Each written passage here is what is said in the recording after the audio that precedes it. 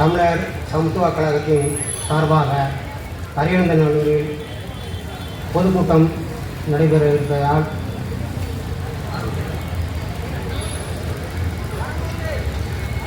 தமிழர்களின் சமத்துவ கழகத்தின் நிறுவன தலைவர் ராஜ்பாண்டியன் அவர்களே, தலைவர் நாகராஜ் அவர்களே, தோழர் தன்மீன்வளவன் அவர்களே, அழகராஜ் பொருளாளர் அவர்களே, பொதுச் செயலாளர் பெரியசாமி அவர்களே,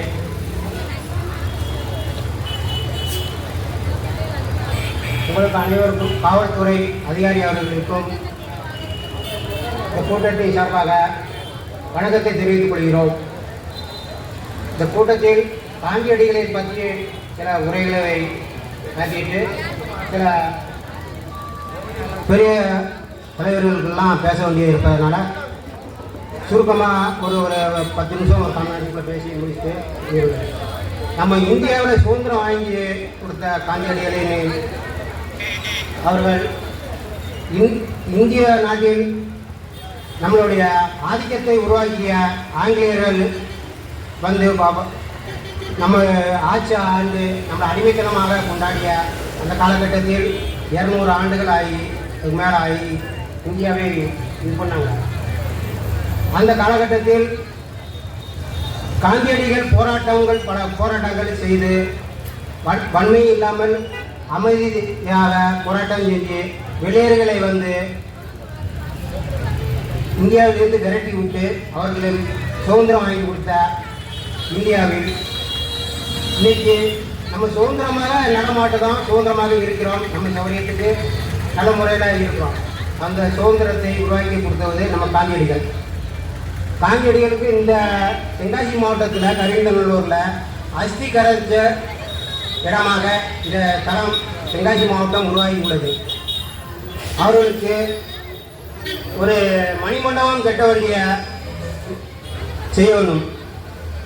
அதே போல் அரிசி கடிச்ச இடத்துல அவங்களுக்கு ஒரு மணிமண்டபம் கட்டி அவளை உருவாக்கி சில இதுகளை செய்ய வேண்டிய சூழ்நிலைகள் இருக்கிறது. அதற்கு தமிழக சமத்துவ கழகம் இது கையெடுத்து நடத்தும் என்று உருவாக்கிக்கூடியது. அதே போல் இங்கே தமிழர் சமத்துவ கழகத்தின் லஞ்ச ஊழல் இல்லாத உயர தமிழகத்தை உருவாக்கும். லஞ்சம் ஊழல் தேசத்தின் வளர்ச்சிக்கு மிக முக்கிய பெரிய தடையாகும். இந்த லஞ்சம் வாங்குபவர்களின் எந்த குற்றம் உணர்வு இல்லாமல் சமூகம் வளம் வருகின்றனர். அரசின் திட்டங்களை ஊழல் செய்து கோடிக்கணக்கில் பொதுமக்களின் பணத்தை சுரட்டி தலைமுறைக்கு சொத்து சேர்த்து ஆடம்பர வாழ்க்கை வாழும் நிலை உருவாகி உள்ளது. நம்ம காந்தி பிறந்த சுதந்திரத்திலையும் கண்ணகியையும் இது பண்ணாங்க. அவங்களுக்கு கண்ணகிக்கும் சிலை வைக்கல.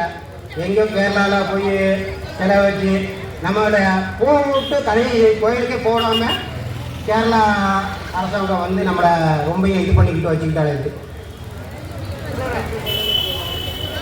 அதே போல் நம்ம இதுலேயும் கண்ணகி கோயிலையும் நம்ம இடத்துல நம்ம தமிழ்நாட்டிலையும் உருவாக்கி நம்ம இது பண்ணணும். அதே போல் இன்னொன்று தமிழகத்தில் நம்ம மாவட்டத்தில் தென்காசி மாவட்ட கலெக்டர் ஒவ்வொரு ஏரியாவிலையும் ஒவ்வொரு சங்கரம் கோயில் புளியங்குடி ஒவ்வொரு ஊர்லேயும் ஆய்வு செய்து வருகின்றாங்க. புளியங்குடியில் காவல்துறை குடியிருப்புன்னு ஒன்று இருக்குது. அங்கே 20 வருஷத்துக்கு மேலே இருக்கும் அந்த கட்டிடம் கட்டி அவங்க குடியிருந்து வருகிறாங்க. ஆனால் அந்த குடியிருப்பில் வந்து பராமரிப்புங்கிறதே இல்லாமல் போச்சு. செவரு பூரா அடிச்சு போய் கிடக்கு. மேலே தட்டோட்டியில் நம்ம செப்டி டேங்க் வச்சுப்பாங்க. அது ஃபுல்லாகவே நம்மளுடைய செடி முளைச்சி பெரிய பெரிய ஒரு ஆள் உயரத்துக்கு 5 அடிக்கு இதாகிருக்கு. அது என்னைக்கு இடிஞ்சு விழும்னு சொல்ல முடியும். மக்கள் காவல்துறை குடும்பங்கள் வந்து அந்த இதில் தான் வச்சு வர்றாங்க. இதை வந்து மாவட்ட கலெக்டர் வந்து ஆய்வு செய்து அது நடவடிக்கை எடுக்கணும்னு சொல்லி உங்கள் கோரிக்கை வைக்கிறேன் மாவட்ட நிர்வாக கலெக்டருக்கு. அதே போல் நம்ம சமத்துவ கழகத்தின் ஒரு இன்னொன்று மாவட்ட கலெக்டர் வராங்க போகிறாங்க. கொல்லத்தில் தேசிய நெடுஞ்சாலை மதுரை டு தேசிய நெடுஞ்சாலை இருக்குது. புளியேற வரைக்கும் ரோடு குண்டும் குழியுமா இருக்கு. என்ன ஏதுன்னு பார்க்க வர செய்ய மாட்டாங்க, வைக்க மாட்டாங்க. கனிம வளங்களை ஏற்றி போகிற வண்டி ஃபுல்லாக தண்ணு கணக்கில் ரோடு பூரா மோசமாகி கிடக்கு. அதை யாரும் எதிர்பார்க்க மாட்டாங்க. அமைச்சர் வராங்க, அவர் போறாரு வாராரு, எதுக்கு வராரு போறாருன்னு தெரிய மாட்டேங்குது. ஆய்வு செஞ்சுக்கிட்டு போறாங்க எல்லாம். அதே போல நம்மளுடைய நெசவாளர்களின் குடும்பம் வந்து ஒரு சங்கரன் கோயிலில் இழுத்து மூடிட்டாங்க. அதை ஆய்வு செய்யக்கூடாது. அதுக்கு ஒரு அவகாசம், ஒரு 6 மாதம் அவகாசம் கொடுத்து அந்த அமைச்சர் வந்து பொறுப்பு அமைச்சர் வந்து அதுக்கு ஒரு அவருக்கு வாழ்வாதாரம் பாதிக்கப்படுது. அந்த வாழ்வாதாரத்துக்கு நீங்கள் ஒரு முயற்சி எடுக்கும் மாண்புமிகு முதலமைச்சர் அவர்கள். அதனுடைய மாண்புமிகு முதலமைச்சர் அவர்களுக்கு இந்த தென்காசி மாவட்டத்தில் சில தொழில் வளங்களை உருவாக்கி கொடுத்தா கொஞ்சம் நல்லா இருக்கும். ஏன்னா பூரா விவசாய பூமிகள் இருக்கிறதுனால விவசாயத்தை நம்பி எதையும் நம்பி இருக்க முடியாது. இளைஞர்கள் வேலைவாய்ப்பு இல்லாமல் இருக்கிறாங்க. வேலைவாய்ப்பு வந்து அவங்களுக்கு ஒரு தொழிற்சாலையை உருவாக்கி கொடுத்தாங்க ஒவ்வொரு மாவட்டத்துலேயும். நம்ம வந்து ஊழல் செயலில் பெரிய இதாக இருக்காங்க நம்ம ஆளுங்க வந்து. ஆனால் அந்த ஊழலை தடுத்து நிறுத்துறதுக்கு ஒரு நல்ல ஆட்சி வந்திருக்கு. நீங்கள் நல்ல ஆட்சி கொடுப்பீங்கன்னு நாங்கள் நம்புகிறோம் முதலமைச்சர் அவர்கள். அதே போல் மக்களுக்கு செய்ய வேண்டியது விவசாயம், கரண்டு, மின்சாரம், அதுபோக உணவு தானியங்கள் மக்களுக்கு தடையில்லாத இது இல்லாமல் இருக்கணும். அது மக்களுக்கு செஞ்சாலே போதும். நீங்கள் 2500 கொடுக்க வேண்டாம், 1000 கொடுக்க வேண்டாம். அந்த 2500 1000 வச்சு ஒரு தொழிற்சாலை உருவாக்குங்க. மக்களுக்கு வேலை வாய்ப்பு கொடுங்க. அந்தந்த மாவட்டத்தில் இது கோடிக்கணக்கான இது நீங்க செய்யணும் அவசியம் இல்லை. அவங்க வேலை வாய்ப்பு கொடுத்தாலே போதும். முதலமைச்சர் வந்து தொழிற்சாலை ஆரம்பிச்சு அவங்க உழைச்சி அவங்க சாப்பிட்டுருவாங்க. 10 ரூபாய்க்கு உழைக்க முடியாமலே மக்கள் இருக்கிறாங்க. நீங்க யோசனை கொடுத்து சோம்பேறித்தனமா தான் ஆக்குவீங்க. அந்த சோம்பேறித்தனத்தை ஆக்குறது ஊழல் இதுதான்.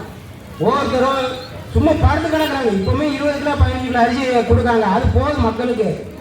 ஒவ்வொருத்தருக்கு வேலை மக்களுக்கு வந்து வேலை வாய்ப்புகளுக்கு கொடுங்க. இளைஞர்களுக்கு சோம்பேறித்தனத்தை உண்டாக்காதீங்க. இப்போ பூரா டாஸ்மார்க்லே பல கோடி ரூபாய் லாபம் வருதுன்னு சொல்லுவீங்க. அது உருவாகுது. ஒரு பக்கம் மக்கள் கஞ்சா போதையில் போயிட்டு இருக்காங்க, ஒரு பக்கம் குடி போதையில் போயிட்டு இருக்காங்க. இதை தடுத்து நிறுத்தினாலே போதும் ஓரளவுக்கு. அதே போய் மக்களுக்கு சேவையான இதை நம்ம செம்பவடியான கேட்டுக்கு கேரளாவுக்கு இந்த முதலமைச்சர் வந்து இதை எடுத்து செஞ்சீங்கன்னா விவசாய பூமிகள் வந்து கிட்டத்தட்ட 1 லட்சம், ஒரு 5 மாவட்டங்கள் வந்து நமக்கு வந்து தண்ணி ஆதாரமாக இருக்கும். நீர் வளங்களும் நல்லா இருக்கும். குடிக்கிறதுக்கும் 5 மாவட்டத்துக்கு எந்த ஒரு தட்டுப்பாடும் இருக்காது. அது கேரளா அரசாங்கத்துடன் பேச்சுவார்த்தை நடத்தி அந்த செம்பவடி அணையை கட்டி தண்ணி வளங்களை வந்து இது பண்ணணும். அதை மாண்புமிகு முதலமைச்சர் விஜய் அவர்களுக்கு இதை செஞ்சாங்கன்னா இதை ஓரளவுக்கு தென்காசி மாவட்டத்துக்கு இந்த தூத்துக்குடி வரைக்கும் எல்லா வளங்களையும் இருக்கும். அதே போல் இந்த ஏரியாவில் ஏகப்பட்ட பிரச்சனைகள் இருக்கிறது. அது சொல்றதுக்கு வழி இல்லை. இன்னொரு மீட்டிங்கில் சொல்லலாம்னு இருக்கேன். எழுதி வச்சிருந்து தான் சொல்ல முடியும். விஷயங்களை வந்து ரோடு முக்கியம். முதல்ல தார் சாலைகள் முக்கியம். ரோடு இல்லாமல் ரொம்ப போக்குவரத்து அதிகமாக இருக்குது. அதே இந்த கனிம வளங்களை கொஞ்சம் நிப்பாட்டினீங்கன்னா நல்லாயிருக்கும். தென்காசி மாவட்டத்தில் நாகூரில் கலெக்டர் எஸ்பி அவர்கள் வந்து இடையூறாக இருக்கு. 25 டயரு, 20 டயரு, 15 டயரு, 12 டயரு உள்ள வண்டியெல்லாம் போயிட்டு இருக்கு. அந்த வழியாக மாட்டாந்த வழியாக திருவந்தூர் வழியாக போகுதுன்ட்டு விபத்துகள் ஏற்படும் சொல்லி எஸ்பி அவர்கள் வந்து முதல்ல ஸ்டாலின் அவர்களை தடை போட்டாங்க. அதுக்கப்புறம் கலெக்டர் தடை போட்டாங்க. அதே போல் தென்காசி மாவட்டத்திலையும் எஸ்பி அவர்களும் கலெக்டர்களும் தடை போடணும். உங்களுக்குன்னு ஒரு அதிகாரம் இருக்கு. அந்த அதிகாரத்தை பயன்படுத்துங்க. ஏன் அதை செய்ய மாட்டேங்க? எந்த கட்சி வந்தாலும் ஆளுங்கட்சியாக இருந்தாலும் எதிர்கட்சியாக இருந்தாலும் அந்த கட்சி இதைத்தான் நீங்க செய்வீங்களே. ஆனா உங்களுக்குன்னு ஒரு அதிகாரம் இருக்கு. அந்த அதிகாரத்தை நீங்க பயன்படுத்துங்க. அதை நான் கலெக்டருக்கும் எஸ்பி அவர்களுக்கும் நான் சொல்றேன். அதே எஸ்பி அவர்களும் அந்த ஒவ்வொரு காவல்துறை குடியிருப்புகளையும் பராமரிப்பு இல்லாமல் முக்காவாசி கிடக்கு. அதை பராமரிக்க சொல்லுங்க, ஆய்வு செய்யுங்க. ரொம்ப மோசமான நிலைமையில சில அரசு கட்டிடங்கள் வந்து அதிகமாக இருக்கு. பொதுப்பணித்துறை வந்து எதுவுமே கண்டுவிட மாட்டாங்க. வருஷம் ஒதுக்குறாங்க, பண்டு ஒதுக்குறாங்க, என்னதுக்கு ஒதுக்குறாங்கன்னு தெரியல. அதை நீங்க பராமரிப்பு செய்யறதுக்கு தனியா வந்து ஒரு